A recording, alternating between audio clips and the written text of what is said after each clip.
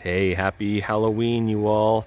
I wanted to make this quick 2 to 3 minute video showing you how I created this cool fire type effect on my window. This is a cheap and easy to do a special effect you can do that kind of creates the look of a fake fire in your house. You've been having a lot of cars stop by and slow down and look, and it looks even better in person. But it really does look like you got a little fire in your house, and this only cost us about $50 worth of materials.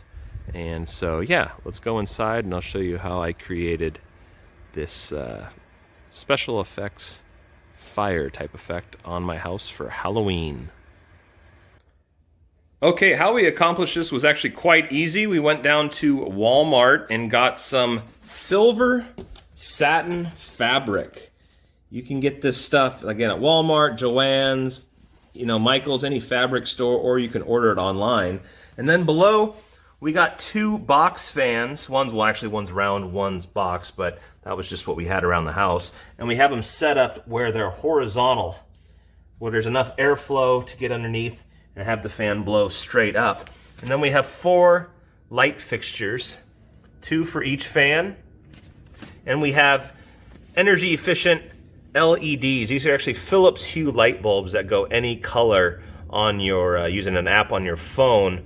But and we have these set to orange and red, which we found to be the best color combination. So over there, orange and red. Over here, orange and red.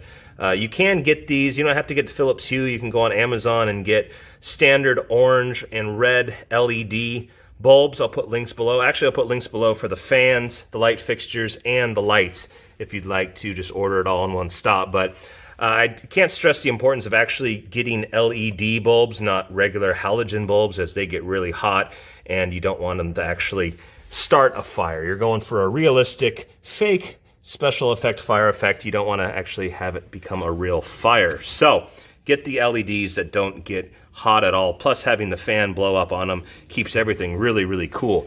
But as you can see, that's all there is to it. We tacked the fabric on the very top and then used some duct tape here and there on the fans and on the sides to kind of create the perfect effect. It did take some fine tuning to get the ripples going up.